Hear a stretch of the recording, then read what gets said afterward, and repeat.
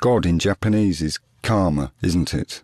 God is Kama-san. And the Pope is Papa-sama. The ancestors of the American Nifki Indians had an enigmatic name for the place, calling it Ik-Mif, while the inhabitants of Manchuria gave the island the name Sakhalin, which means Black Rock. The Japanese referred to it as the Chinese land, or Karafuto.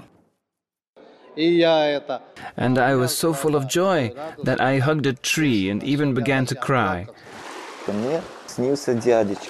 I dreamt of a slant-eyed old man, and he said to me, "Baptize my children." All this was in 1943, but in 1945 Japan lost the war, and Russians, that is, the Red Army, occupied Sakhalin.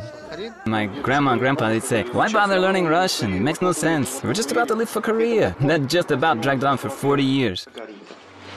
Я крещу тебя во имя Отца и Сына и Святого Духа. Христианское общество принимает вас с великой радостью. Я крещу тебя во имя Отца и Сына и Святого Духа. Я путешествовал. I was travelling with the spiritual assurance that someone was supporting me at that moment. It was Saint Jacob, who I found here on Sakhalin. The children of exiled Poles, Germans, Ukrainians and Latvians united with the Japanese and Korean Catholics into one spiritual family. Any church, for example the Orthodox Church, would have been liquidated. You know the history.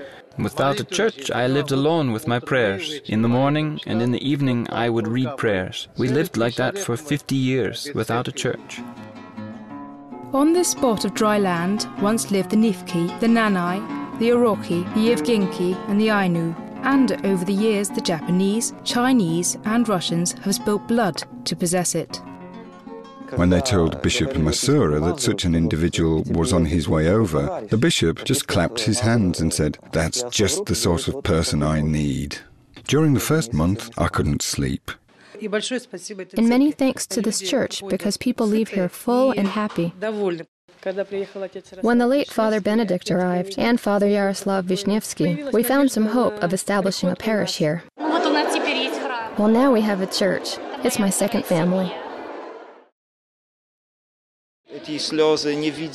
Some invisible tears fell here, and they will continue to fall when people come to see this church. They say that one should look at an aquarium instead of a television in order to calm oneself. And the ocean is such a large aquarium. I love Sakhalin.